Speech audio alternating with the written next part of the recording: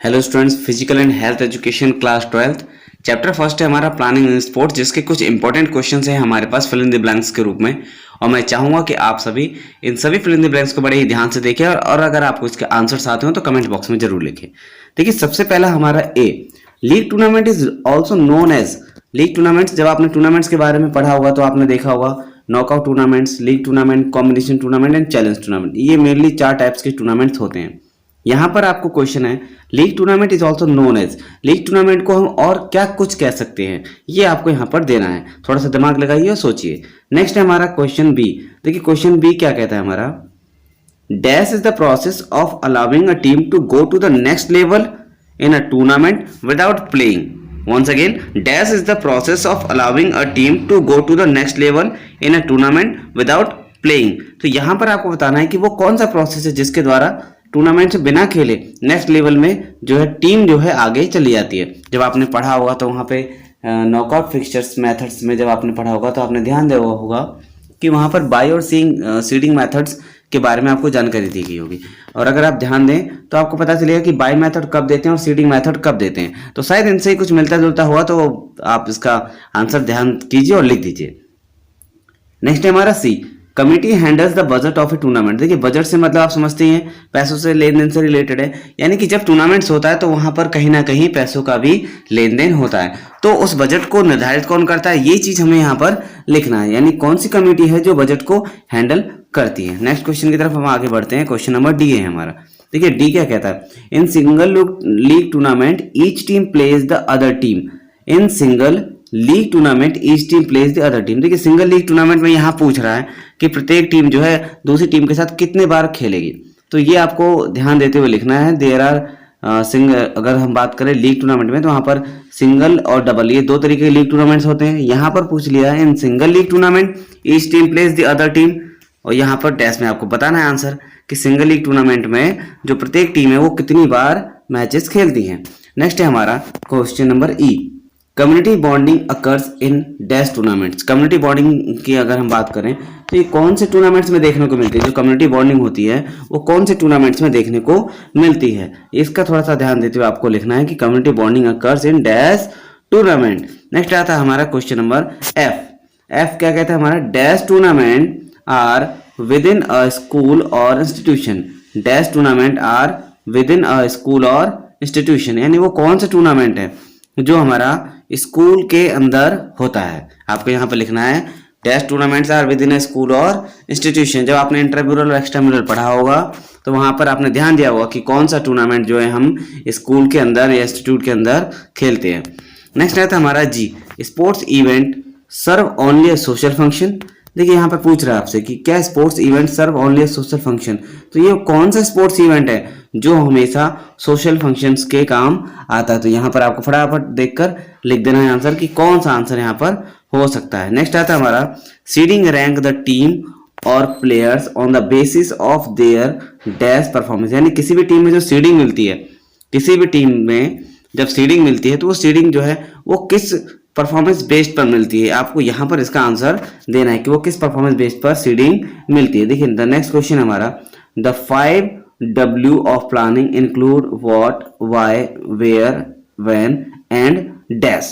तो यहाँ पर आपको आंसर देना है कि यहाँ पर क्या आंसर होगा हमारे। यानी यहाँ जो 5W ऑफ प्लानिंग है वो what, why, where, when and dash। तो हमें जो 5वीं W प्लानिंग है वो आपको बतानी है कि वो क्या हो सकता है। ठीक है, नेक्स्ट आता है हमारा question number G, finance committee is a part of the dash committee. Finance committee is a part of the dash committee. देखिए फाइनेंस कमेटी, मैंने आपको बताया फाइनेंस कमेटी कौन सी कमेटी होती है, जो पैसों के लेन देन से रिलेटेड काम को देखते हैं, इसे हम फाइनेंस कमेटी कहते हैं। तो finance committee is a part of the dash committee, ये चीज आपको यहाँ पर आंसर के रूप में बताना है। नेक्स्ट आता है हमारा question number K. Question number K क्या कहता है, knockout tournament are based on creating dash and बाइस।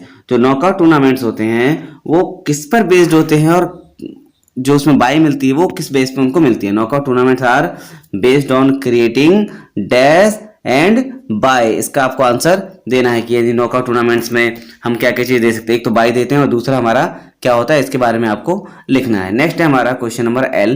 देखिए यहाँ पे पूछ रहा है डैश मेथड। ये है dash methods prevents weak teams from being pitted against very strong teams. देखिए क्वेश्चन नंबर एल क्या पूछ रहा है आपका कि dash method prevents weak teams from being pitted against very strong team, यानी वो कौन सा मेथड है जिसके द्वारा किसी वीक टीम, जो जैसे मान लीजिए कोई टीम है, दो टीम है, एक वीक टीम है एक स्ट्रॉन्ग टीम है, तो कहीं ऐसा ना हो कि स्ट्रॉन्ग टीम को वीक टीम के साथ खिला दिया जाए। तो इसलिए उनको ध्यान में रखते हुए स्ट्रॉन्ग टीम को दूसरे ग्रुप में डालने के लिए एक मेथड होता है जिससे कि उन्हें एक स्टेप आगे बढ़ा दिया जाता है। तो वो कौन सा मेथड है वो आपको यहाँ पर आंसर के रूप में लिखना है। ठीक है, नेक्स्ट क्वेश्चन है हमारा question number M.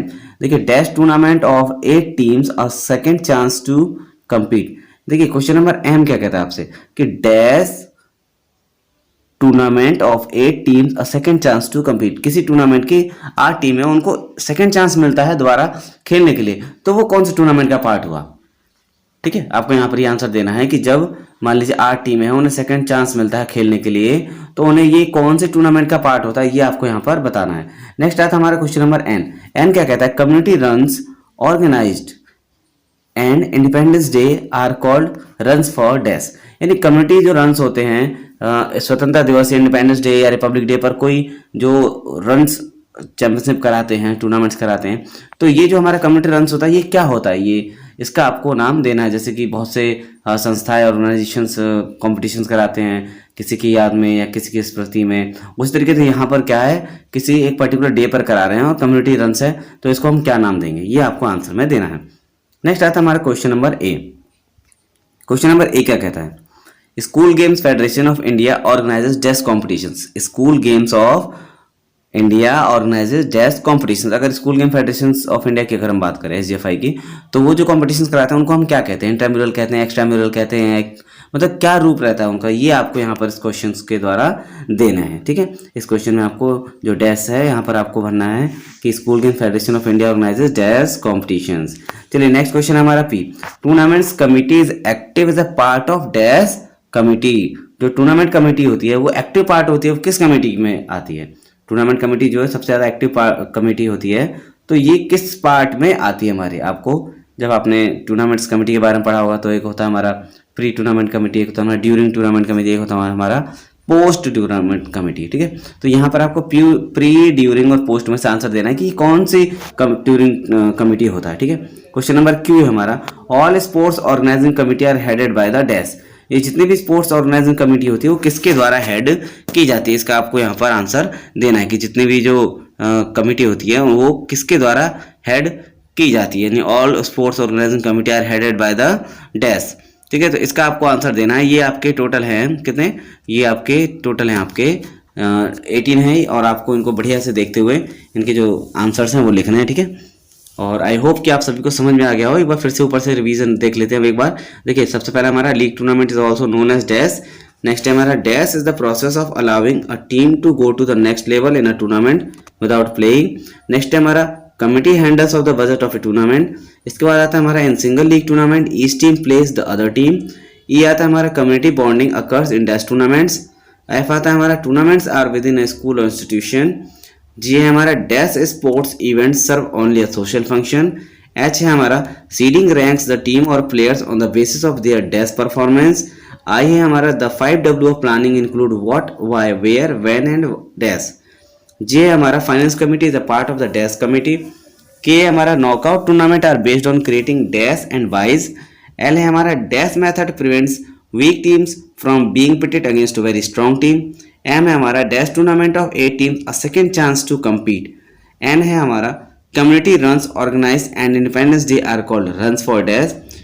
O school games federation of India organises competitions dash competitions. P है हमारा tournament committee is active as a part of dash committee. And Q है हमारा all sports organising committee are headed by the dash committee. 70 नहीं है total हमारे। ठीक है, तो आई होप कि आप सभी को ये अच्छे से समझ में आ गए हो, और नहीं समझ में आया हो तो आप मुझे कमेंट बॉक्स में पूछ सकते हैं, और इनके आंसर्स भी आप चाहें तो कमेंट बॉक्स में दे सकते हैं। ठीक है, ये आपका चैप्टर 1 प्लानिंग इन स्पोर्ट्स के फिल इन द ब्लैंक्स है। चैप्टर 1 प्लानिंग इन स्पोर्ट्स के क्या है, ये फिल इन द ब्लैंक्स है। ठीक है, ये important fill in the blanks है और एग्जाम के लिहाज से बहुत ही ज़्यादा इंपॉर्टेंट है। इसके बाद जो है हमारा नेक्स्ट वीडियो आएगा उसमें मल्टीपल चॉइस क्वेश्चंस रखेंगे, एंड आई होप कि आप सभी उसके लिए तैयारी करके आएँ। Thank you and have a good day.